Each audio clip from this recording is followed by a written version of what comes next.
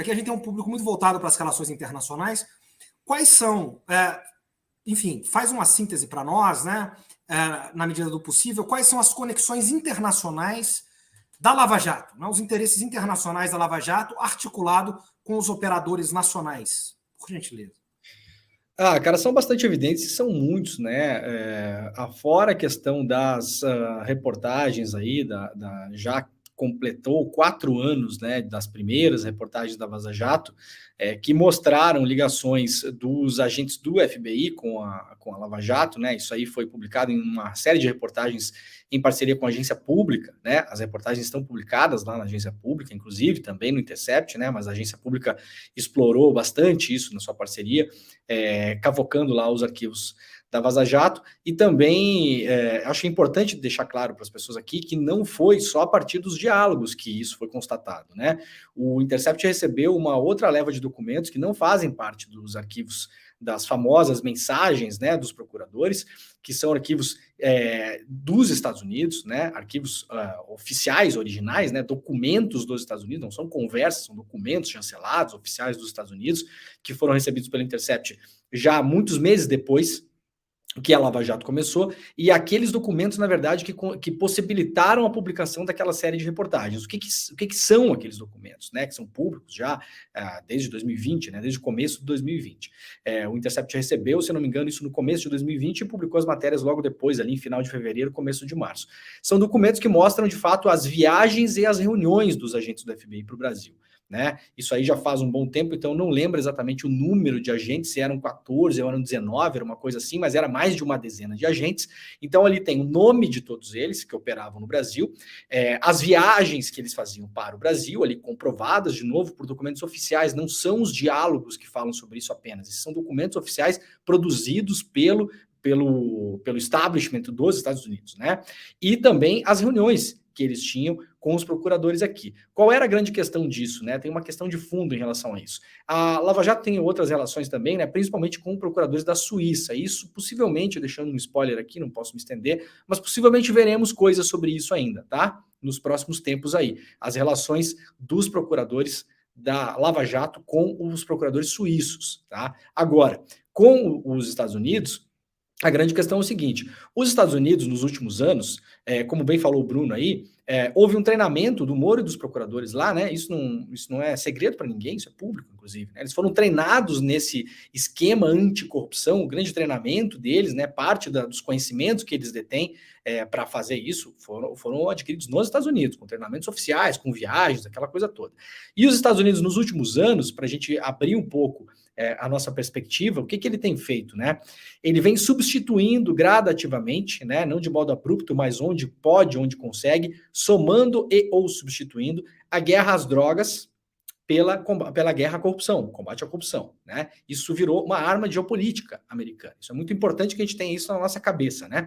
Então, o que os Estados Unidos fizeram com a famigerada guerra às drogas a partir dos anos 60? Eles exportaram agentes da DEA, da DEA, né, para vários países do mundo. Inclusive no Brasil nós temos um escritório da DEA no Rio de Janeiro, um escritório oficial da DEA, né, com agentes lá. O que é que fazem os agentes da DEA? Eles não estão ali investigando para fazer apenas, né, as apreensões de drogas, de tráfico de drogas. Eles são, de fato, investigadores que investigam em territórios extranacionais, para fora dos Estados Unidos. Então, o que eles estão fazendo no Brasil, na Colômbia, onde os Estados Unidos têm base, né, e em vários outros países do mundo? Eles estão coletando informações. Sobre o quê? Sobre tudo que eles conseguirem. É óbvio, eles não se restringem, não, peraí, esse caso aqui não tem a ver com tráfico de droga, então não iremos coletar informações, né? Quando eles começam a coletar informações sobre tráfico de drogas, eles começam a coletar informações bancárias e começam a coletar informações de dados e comunicações. E isso aí é intrinsecamente ligado a várias outras coisas, porque o tráfico de drogas, ele permeia vários crimes correlatos, por exemplo, lavagem de dinheiro, transferência de fundos, né, entre vários países do mundo. Então, a DEA coleta isso ao longo dos anos. Como nos últimos tempos a guerra às drogas vem sendo combatido pelos Estados nacionais também, e a gente tem várias experiências aí, né, de descriminalização, de maconha, de outras drogas, de outra forma de ver como um problema de saúde pública, não como problema de polícia, os Estados Unidos vêm substituindo isso, ou somando, no caso do Brasil, pelo combate à corrupção. E aí, o que é que eles fazem? O que é que fizeram aqui no Brasil os agentes do FBI, para a gente ter esse raciocínio fechado? Eles vêm para cá, como vão para outras partes do mundo. Esse caso parecido no Brasil aconteceu na França também. Então não é só com países como o Brasil que os Estados Unidos fazem isso. Eles vêm para cá, eles têm por direito nos Estados Unidos, coletar informações ao redor do mundo, mesmo que de modo informal / ilegal. Eles podem levar essas informações para os Estados Unidos e usá-las em processos nos Estados Unidos, sem cooperação internacional. Então, um agente do FBI vem para cá, se reúne com a Lava Jato, eu estou dando um exemplo, né? Foram vários. Coleta informações em reuniões informais, por que não dizer clandestinas, porque não sabíamos. Essas reuniões não estavam incluídas nos canais oficiais que deveriam, na época, passar pelo Ministério da Justiça, não passavam, eram reuniões de fato clandestinas. Esses agentes recolhem informações e documentos. Isso é ilegal por parte da cooperação brasileira, quando não é feita pelos canais oficiais, mas para os agentes do FBI, não. Eles colocam isso debaixo do braço, levam embora. O que é que fizeram com isso nos Estados Unidos, prioritariamente? Duas coisas. Processos contra Petrobras e Odebrecht. Na prática, o que foi que aconteceu? Acordos com essas duas empresas. Na prática, o que é que aconteceu? Pegaram dinheiro brasileiro de um esquema de corrupção que aconteceu no Brasil, né? E ninguém nega o que aconteceu dentro da Odebrecht e da Petrobras. O que está se debatendo é o modo de combater isso e o uso disso como arma geopolítica. Dinheiro brasileiro que envolveu empresas brasileiras, políticos brasileiros, de um caso que aconteceu no Brasil e levam esse dinheiro para os Estados Unidos. A Petrobras pagou lá num acordo $1 bilhão de multa. Esse dinheiro era nosso e ele foi transferido para os contribuintes americanos. Então, o que é que os Estados Unidos vem fazendo nos últimos anos no mundo todo e fizeram isso no Brasil? Isso está documentado e comprovado.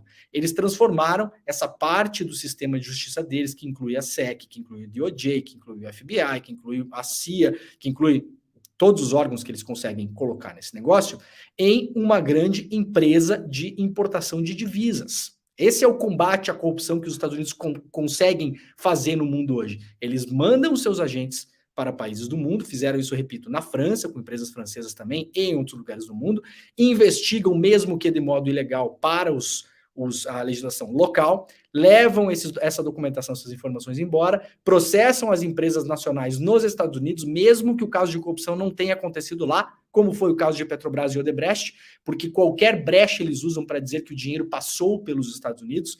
Então, se tocou num banco em Delaware $1, se passou alguma informação pelos Estados Unidos, eles falam, opa, passou por aqui, aconteceu aqui também. Pegam o nosso dinheiro e levam para os contribuintes americanos. É uma grande empresa de patriação de divisas, esse combate à corrupção que os americanos fazem ao redor do mundo. Para finalizar, como consequência óbvia e imediata, os americanos, os estadunidenses fazem em países como o Brasil o que não fazem com suas próprias empresas. Estrangulam as empresas e, se possível, destroem as empresas locais, porque, claro, Petrobras e Odebrecht eram grandes empresas globais. A Odebrecht era uma das maiores prestadoras de serviços de engenharia pesada do mundo, concorria diretamente com as empresas americanas. Então, é claro que, como interesse colateral, mas não menos importante, se você puder quebrar essa empresa e abrir concorrência, é tanto melhor. E aí, só para fechar por último mesmo, qual que é o interesse terciário nisso em governos ultraliberais, para não dizer de extrema-direita, fascistas, etc. e tal, como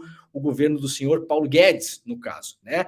Depois que você quebra empresas, por exemplo, num setor estratégico como engenharia pesada, e você não tem mais empresas no Brasil para concorrer, por exemplo, em licitações públicas, qual o interesse terciário que o Paulo Guedes gostaria de fazer no segundo governo Bolsonaro? Abrir o mercado brasileiro de licitações públicas para empresas estrangeiras. Isso estava no plano, isso estava no projeto e possivelmente aconteceria. Qual seria a grande desculpa para isso? Precisamos fazer aqui pontes, precisamos construir refinarias, precisamos fazer viadutos e não temos mais empresas locais brasileiras capazes de fazer essas obras. Então nós precisamos abrir para o mercado estrangeiro e aí as empresas gringas viriam todas para cá para, de novo, mais uma vez, tomar o nosso dinheirinho, né? Então, geopoliticamente falando, muito o pano de fundo do que a gente viu ali na Vaza Jato estava por trás toda essa história, né?